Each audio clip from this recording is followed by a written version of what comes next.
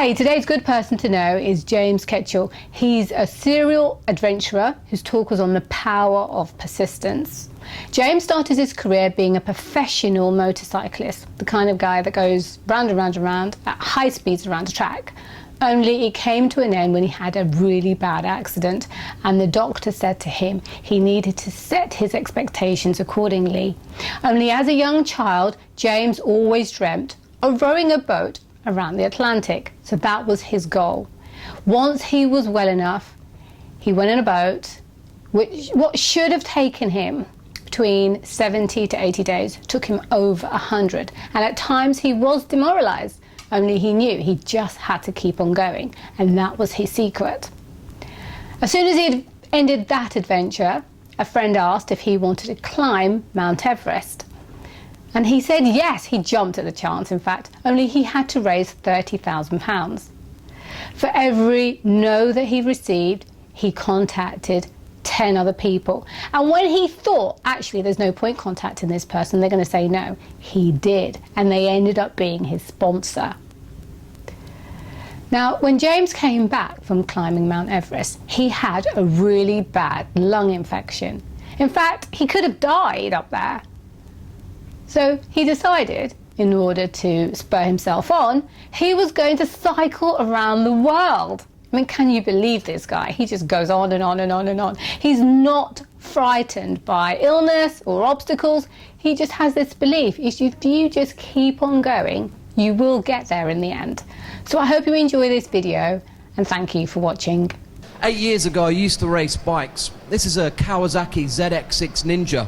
It's quite a fast bike. It would max out at 173 miles per hour. One particular time, I was accelerating out of a corner. I was in second place, and the guy was just getting away from me. And I put just a little bit too much power down. I was traveling at about 115 miles an hour. The bike was leant over, very similar to that. I had the whole knee on the floor.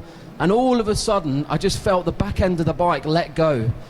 And I thought to myself, oh dear, this is gonna hurt. Doctor came running over to me. He was there within seconds. I'm okay, I'm okay. I was panting for breath. And he said to me, whatever you do, don't look down. Now, what do you do when you're told not to do something? You do it. So I looked down, and instead of my foot pointing forwards, I'd snapped my ankle, and it was 180 degrees behind me. But I hadn't just snapped my ankle.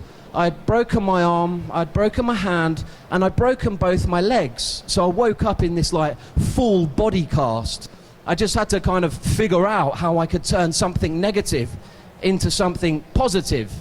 And ever since I was a young boy, 4 or 5 years old, I've had this crazy, crazy dream to try and row a boat across the Atlantic Ocean. And I remember the doctor just sort of standing there saying, listen, you're going to need to set your expectations accordingly because you've really smashed yourself up now. And I just thought, well, I can sit here and cry my eyes out, or I can do something about it. And it was just having something to focus on that gave me that routine, that discipline, that structure, and that end goal.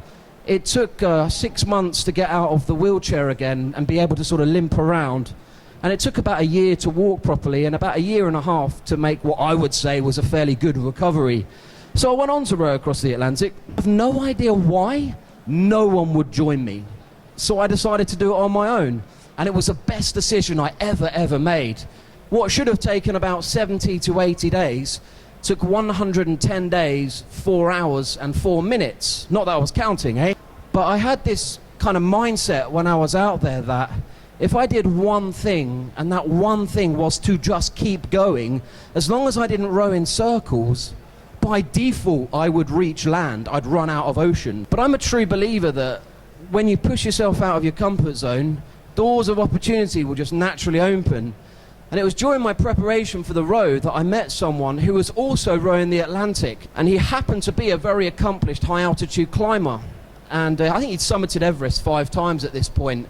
And he said, James, after the row, do you want to go out to Everest with me? And my instant reaction was just to say, yeah, I'm in. So I said, yeah, I'm in. And he said, great, you got 6 months to find £30,000. And I kind of went back to that concept that I just kept going, and that got me across the Atlantic. I never gave up once. The thought of giving up didn't even really enter my mind. And I thought, if I take that concept and I try and apply that to raising funds, if I keep sending sponsorship emails out every day, if I keep making phone calls, surely someone's going to sponsor me. I've got to be honest, it was incredibly demoralizing. Pretty much everyone was said, you know, look, it's great, but we're not really interested. I had a really fantastic charity on board the project, was raising money for a children's charity, it was great. But for every person who said no, I just simply spoke to another 10 people. And one day I had a spot of luck. I was chatting to a guy who worked at a company called Ben Sherman, make good shirts. And he said, listen, I love what you're doing, but I can't help you. But what I can do for you is give you this spreadsheet. And on this spreadsheet, there's 300 different CEO, managing director, marketing director, email addresses. What I suggest you do is spam all of them, but don't tell them you got it from me. And I said, yeah, thanks, that's great. So I emailed all of them, and it got to the last one. It got to a guy called Andrew, and he was the marketing director at Nando's. You know, they make great chicken burgers. And initially I thought, well, I don't really see the connection between Nando's chicken burgers and me climbing Everest. And I wasn't going to bother sending the email. But something told me to do it, so I pressed the send button. Literally half an hour later, my phone rang, and it was Andrew, and his exact words were, James, I've just got your email. This is bloody wicked. But tell me one thing. Do you actually eat Nando's? I said, yeah, I love them every day. But I can only eat lemon and herb chicken burger because I'm a big girl's blouse. I can't have anything hot. And he said, what? So you've rode the Atlantic and you're going out to Everest and you can't eat our hot sauce? And I said, yeah, that's correct. And he said, oh, I love the angle here. And they ended up becoming one of my title sponsors for Everest. And I had to become Barcy the chicken. And they tracked me up and down the mountain. But thankfully, I didn't have to dress up as it. I remember I wasn't going to bother sending that email. And I started to realize something, that the time that you can't be bothered to do something, but you make the effort to do it, I can almost guarantee you that will be the time something good happens. The Khumbu Icefall is by far the most dangerous part of the climb. Then we've got Camp 1, 2, 3, 4 and the summit. But it's not a simple case of just rocking up and making our way up through the camps. We've got to go through a series of acclimatization climbs. So we'll go from base camp up to Camp 1, take a little bit of rest, come back down to base camp, take a bit more rest, then we'll go back up again, but we'll bypass Camp 1 and we'll go to Camp 2, take a bit more rest, then we'll come all the way back down, take a bit more rest, then we'll go back up to Camp 2, up to Camp 3, stay there for a night, back down to 2 and back down to base camp. And you're probably thinking, why on earth are you doing that? But it doesn't matter who you are, you have to go through this series of acclimatization climbs. And by going up and coming down and going up just that little bit further the next time is gradually allowing your body to produce more red blood cells, and it's the red blood cells that transport the oxygen around the body. And I say this to people, there's no shortcut to the top of the world. The day it's easy to stand on top of the world will be the day a chairlift is installed, and it's not going to happen in our lifetime. I guess it's like anything worth having, it's never particularly easy to get. Last piece of technical climbing. Everest isn't really that difficult in terms of technical ability. It's just so high. If we brought Everest down to sea level, we could all run up and down it. It'd be easy. So this is what it looks like now to stand on top of the world, albeit in a much warmer, nicer environment. I realized something when I was standing on top of the world. I hadn't done it at all. I was in fact only halfway. Getting up is actually quite straightforward. It's getting back down that is a big problem. But it was at this point that things started to go wrong for me. I didn't realize that I was carrying quite a nasty lung infection at this point, but it was the adrenaline and it was the sort of excitement that was just rushing through my veins that was kind of carrying me to the top. And as I got to the top and realized I still needed to get back down again, that adrenaline, that excitement just left, and this lung infection just literally took hold of me, and I lost the ability to breathe. Every sort of few footsteps that I was taking, I had to stop and rest, and at that pace it wasn't quick enough to get back down again, and I would run out of oxygen and die. And it was Dorji, my Sherpa, who kind of basically got me back down. And I'd question his motivational leadership techniques. He was shouting at me, he was swearing at me, he was punching me in the arm, telling me to get a move on. And I started to get back down to base camp. It took 5 days to get from the summit back down to base camp. And I still couldn't breathe. I was in quite a bad way. In the face, I was so gaunt, and I couldn't breathe, just simply pushing a trolley through the airport.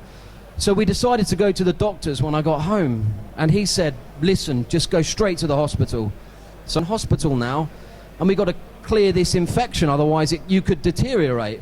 So the day I got back from Everest was the day that I then spent a week in hospital, and it was almost like a feeling of deja vu, of having been there before. I kept thinking to myself, wouldn't it be a great idea to cycle around the world? I went through that whole process again of trying to raise the funds to get to the start line. Now, it was never easy, but people were starting to listen to me. Now I'd rode the Atlantic and been to the top of Everest. That at least got me a foot in the door, but it was still just as hard securing all the funds.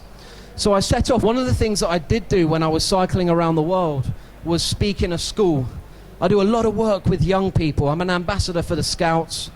And I just didn't want to be this British lunatic fulfilling my own dreams. And so I thought, if I could speak in a school in every country I cycle through, wouldn't that be amazing? And that was like a goal that I set for myself. And I managed to achieve that. And I spoke to over 10,000 young people as I went around the world. And I was probably more proud of that than the fact that I'd cycled around the world. I wanted to prove that you don't have to have the best, the biggest, the most expensive of everything to go away and do something cool. So I decided to cycle around the world on a second-hand bike, which I bought for £300. It's still going well now. So I always say, when you're buying stuff, you don't have to go the biggest, the best, the most expensive of everything. And I was cycling unsupported, so there was no one driving alongside me, giving me my food and drinks. I had to do everything myself. I also carried all my own kit. All my kit, everything I needed for 6 months, half a year, was in these bags here. So it took me half a year to go 18,000 miles around the world. Looking back to when that doctor said to me when I was lying in hospital, he said, listen, you need to understand that you're probably not going to be able to do the sort of things that you want to do. And, when someone tells you you can't do something, it doesn't matter what you're trying to achieve. If you do that one thing, and that one thing is just keep going, actually by default, you will always get what you want or get where you want to go if you simply just keep going.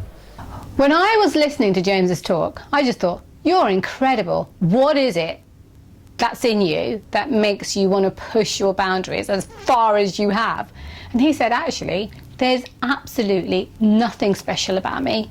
I just keep going. And if you can keep going, you'll get there too. So I hope you enjoyed this video. Please subscribe to see more, and thank you for watching.